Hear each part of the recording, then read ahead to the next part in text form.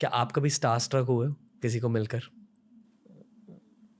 जहाँ आपकी एक फैन मोमेंट हो गई? और दलाई लामा, ओहो हो, इतना फूट फूट के रोई हूँ ना मैं। उनकी प्रेजेंस की वजह हम्म, से? और मेरी बेटी पैदा हुई थी उस समय, और मैं उनसे मिलने गई। मैंने उनके मेरा सर उनके चरणों पे रखा, और फिर मैं खड़ी हुई और मैंने कहा प्लीज़ ब्लेस माय डॉटर। और उन्होंने मेरा ऐसा हाथ पकड़ा और मेरे को एक विंक किया और कहा डन।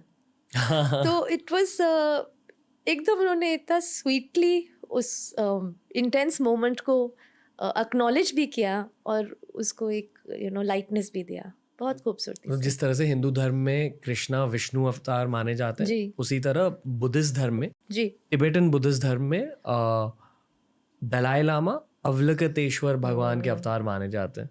जो मेरे ख्याल से अवलोकितेश्वर हिंदुइज्म में एक इक्विवेलेंट नहीं है उनका, जी पर जब मैंने एक पालगा रिम्पोचे नाम के एक बुद्धिस्ट लीडर से अवलोकितेश्वर के बारे में पूछा, उन्होंने कहा अवलोकितेश्वर कंपैशन के एक रूप जी है, जी।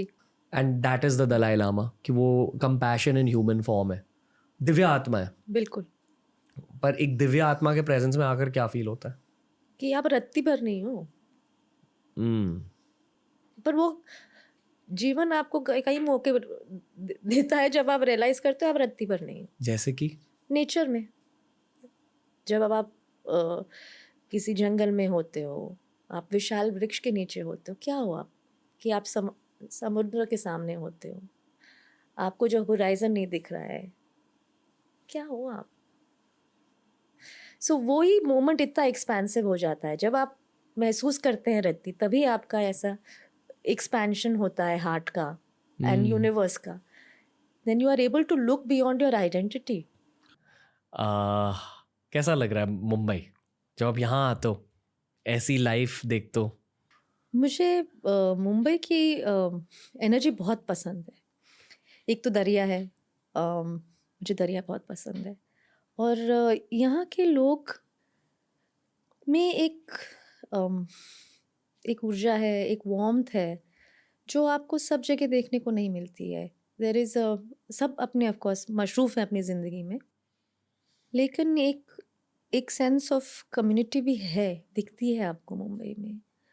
और मेरे को एनर्जी बहुत पसंद है इस शहर की। Okay. आप बॉलीवुड के लोगों से मिलो? मिली हूँ। आ, वो आपके साथ कैसे पेश आते हैं? Not, I know you can't generalise, हर कोई अलग होता है। अगर आप मेरे को किसी एक शख्स के बारे में पूछेंगे, एक पर्सनैलिटी के बारे में पूछेंगे, तो मेरा इंटरेक्शन रेखा जी के साथ बहुत ही बेहतरीन और टचिंग रहा है। अ, कि वो सामने से आई हैं मुझसे बात करने, और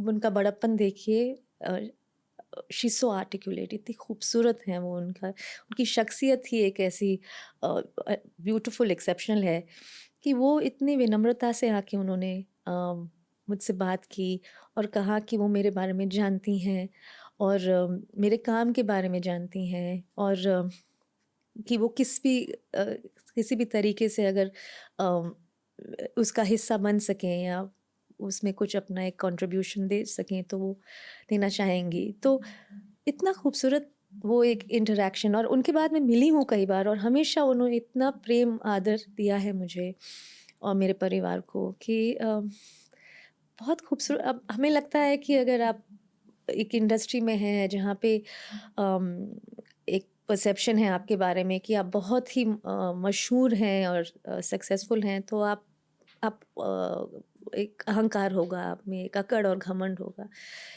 पर नहीं, I think there is a reason why they are so successful. They are creative, but they also receive and give incredible love and energy.